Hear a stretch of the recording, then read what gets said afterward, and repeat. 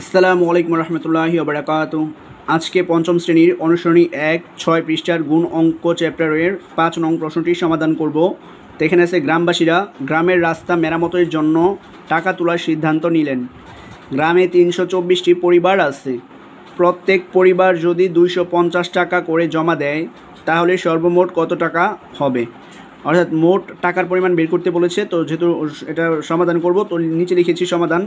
আর টাকার পরিমাণ বের করতে বলেছে, তো এটা ডান পাশে রাখবো আর বাম পাশে হচ্ছে টি। তো এখানে প্রত্যেক পরিবার আছে, প্রত্যেক থাকলে এখানে একটি পরিবারের কথা উল্লেখ করব। অর্থাৎ একটি পরিবার 250 টাকা করে জমা দেয়। এখন লাইনটা সাজায় লিখব যে একটি পরিবার রাস্তা মেরামতের জন্য জমা দেয় 250 টাকা। এখানে এভাবে লিখতে পারতাম যে একটি পরিবার জমা দেয় 250 টাকা। তো আমরা একটু গুছায় সুন্দর করে লেখার জন্য একটু বড় করে লিখেছি। তো আপনার ইচ্ছা করলে এটাও লিখতে পারবেন, আবার এটাও লিখতে পারবেন। একটি পরিবার রাস্তা মেরামতের জন্য জমা দেয় 250 টাকা। আর মোট পরিবার ছিল হচ্ছে 324টা ওই গ্রামে। তো এখন লিখব হচ্ছে 324টি পরিবার রাস্তা মেরামতের জন্য জমা দেয়। এখন দেখুন পরিবারের নিচে এখানে ডট দেওয়া আছে। ডট মানে হচ্ছে উপরে পরিবার ছিল, সেই পরিবারটা এখানে বসবে।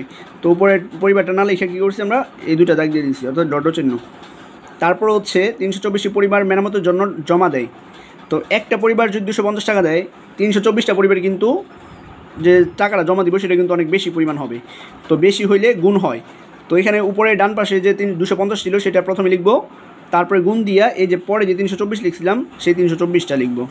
এখন 250কে 324 দিয়ে গুণ দিব। গুণটা আপনাদেরকে এখানে দেখাই দিচ্ছি। ছিল 250 প্রথমে, তো 250টার উপরে লিখব এবং 324টা নিচে লিখব। এখন গুণ দিব 4 দিয়ে, প্রথমে 0কে গুণ দিব। 4 দিয়ে 0কে গুণ দিলে 0, 4 5 20, 20-এ 0, হাতে আছে 2। তারপরে 4 দিয়ে 2কে গুণ দিলে 4 2 8, 8 আর 2 হয় 10। তো এখানে 10-এর 10 লিখব, যেহেতু এখানে আর কোনো সংখ্যা নাই। তো প্রথম ঘরের কাজ শেষ, প্রথম ঘরটা কেটে দিব। তারপর 2 দিয়ে হচ্ছে 0কে গুণ দিব।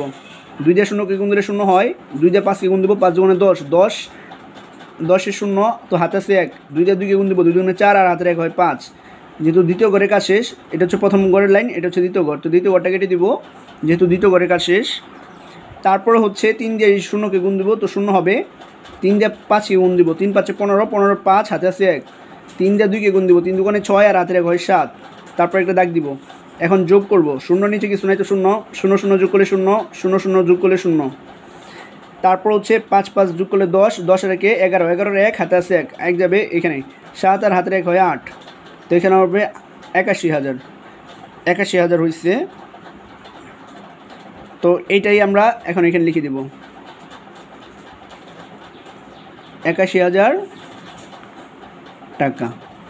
তো শেষে লিখব হচ্ছে উত্তর 81,000 টাকা। এখন এটা যেহেতু রাফ করেছি, তো এটা হচ্ছে আপনার আলাদা রাফ করে নেবেন। এটা গুলো দিয়ে দিচ্ছি। তো এটা হচ্ছে 5 নং প্রশ্নটির সমাধান।